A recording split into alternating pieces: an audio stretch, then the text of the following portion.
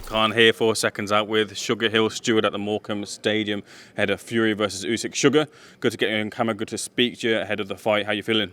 Feeling all right. It was nice and warm inside, but we're outside. It's a little bit chilly. You can see the fall, the steam coming from my breath. But yeah, it's fair. It's nice fresh air, like you said.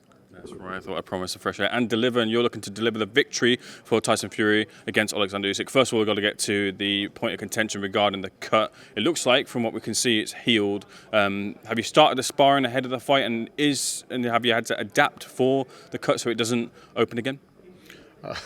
To adapt for a cut not opening again is not to get hit. Simple. So yeah, we do the best we can. Obviously, if you're a boxer, you're going to get hit. The cut, it opened up. It just happened. I mean, you can't. I mean, you took all the precautions, and it's just something that just happens. I've seen a cut happen with just a jab, not even a hard jab, just a little soft jab, didn't look like nothing. And all of a sudden, the cut opened up. I've seen that happen in training camps, and you just have to make adjustments and do what you have to do. That's it. But at this point, when Tyson his cut, when he sustained his cut, there was nothing you could do.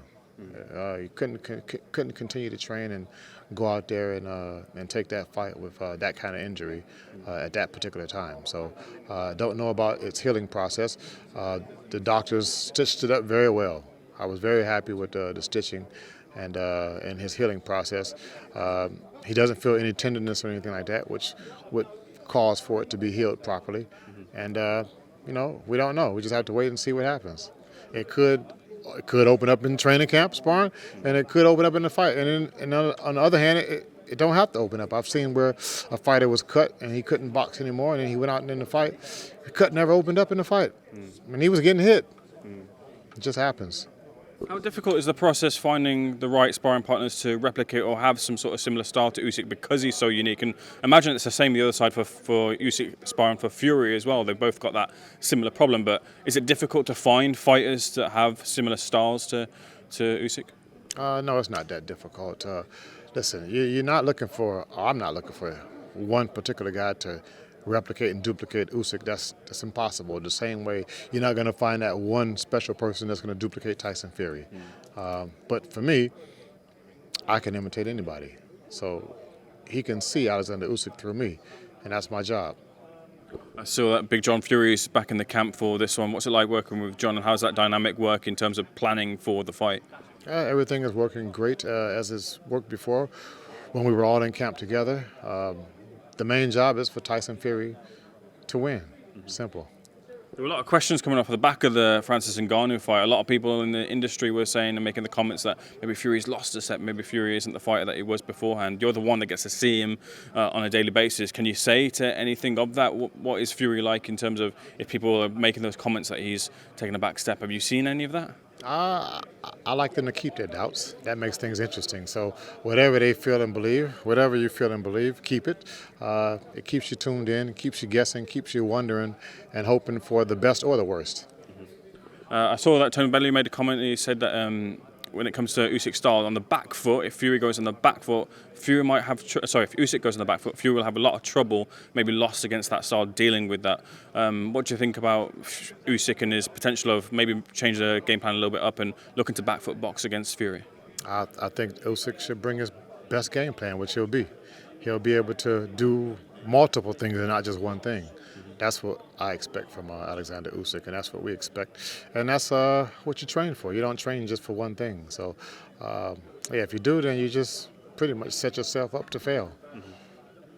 Imagine you've naturally noted that a lot of people have said the body shots are the key to victory here, Sugar. And I imagine you found more than one key to victory here for the fight. But is that something that you've seen on the tape and you feel that that's a specific weakness Dubois caught him?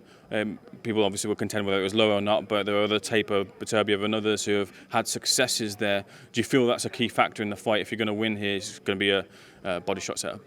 Definitely not. Oleksablndr Usyk has fought I don't know how many times, and what he's been what people have saw, he's been hurt to the body twice, and then you want to make that like his number one weakness. Like if you just touch him to the body, he's gone and he's done. Nah, I mean, if you base your whole game plan on going to his body, then you lose. So yeah, the game plan is just to box. Do what you normally do. If the body's open, you go for it. If the head's open, you go for it. If the left side's open, you go for it. If the right side's open, you go for it. It's always changes in boxing.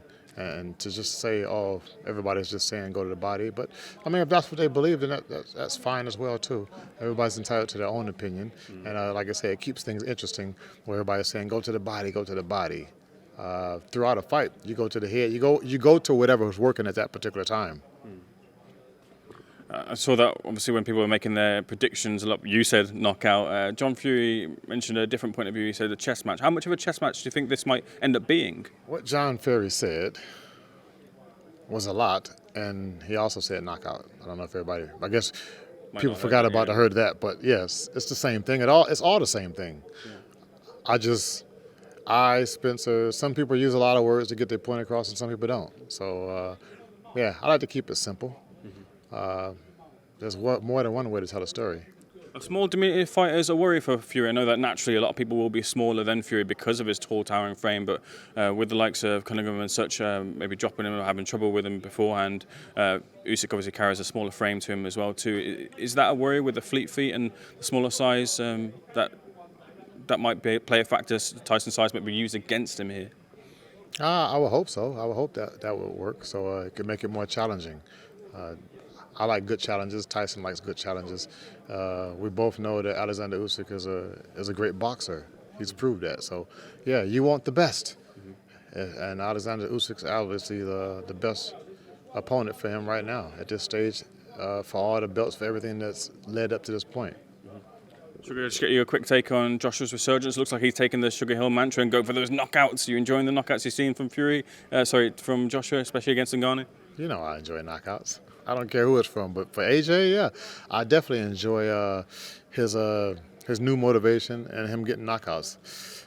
Listen, with him doing that, it makes me watch him because I'm not really interested in watching some boxing if it's not really knockouts. And it's not really just the knockout, it's how the knockout is set up and stuff. So people hear me say knockout all the time, but it's really a way to do it and a way to get to that point, that one point of impact. Lastly, Sugar, fulfilling the family legacy, we obviously know that your lineage predicted Tyson Fury to be at the top of the tree. For you, what would it mean to... I wouldn't say any more then. You just said it all. Yeah, but for you, Sugar, what would it mean to lift those undisputed heavyweight titles?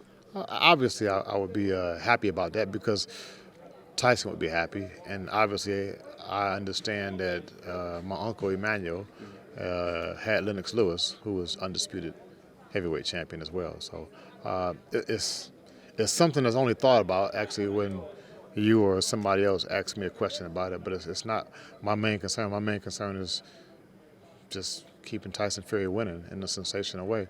Everything else will happen the way it's supposed to happen. You really don't think about it? No, honestly. Fair enough.